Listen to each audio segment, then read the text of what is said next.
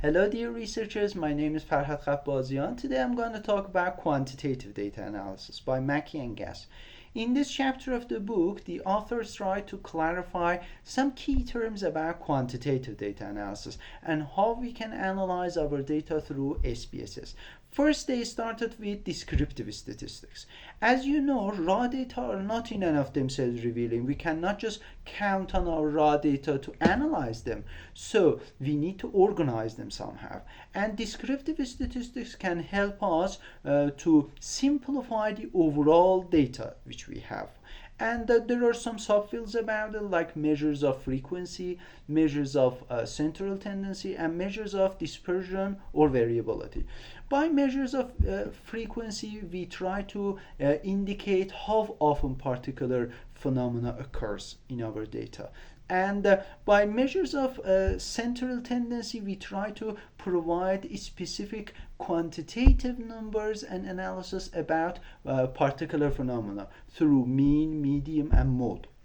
Then authors try to redefine them, as mode is the most easiest one to obtain. It is the most common score in our sample, and median we divide our scores into half, split our scores into half, and the mid score is medium. And by means, which it is the most significant one in measures of central tendency, it's arithmetic average of our scores. We sum all the scores and divide them to number of observations, and we use means for complex statistical analysis in applied linguistics and TEFL.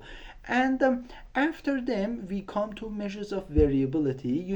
We cannot count on only mean for comparing groups, because as you know, the scores will spread around the mean, and how they disperse is very important. So measures of dispersion can help us to know how our scores are dispersed around the mean. There are some other key points that Mackey and Guess mentioned here, like standard deviation and normal distribution or bell curve, that our scores will cluster around the mid, and the shape of this bell curve should be normal, otherwise we cannot use it for statistical analysis. And then standardized scores. Raw scores are not analyzable. We need to invert them to standard scores through using z-scores and t-scores. Z-score can show the distance between our score and mean, and but the point is that most of the times they are in fraction or negative value. Like for example, a z-score which it is one score below the SD, then it is -1, and we cannot use them most of the time. And then we convert these z-scores to t-scores, which are more friendly to use. And after it we have p-value in this chapter, probability value. It means that what is the chance of these findings are based on only luck, and how we can have confidence about our findings. P-value in applied linguistics and TEFL and even TESOL is 5% only, which another name used for it is alpha level, which we should mention it in our paper. And then we have inferential statistics. As I talked about most of these types, sometimes researchers' goal is to have generalizability, go beyond the description of the data, and they want to generalize their findings to the target population. Then we use inferential statistics, and some important elements for it is degree of freedom. We show it with DF, standard error of means, and critical value. These are very important, but when it comes to inferential statistics, we divide them to parametric statistics and non-parametric statistics. By parametric statistics, there are some strong assumptions that we should have before analyzing our data.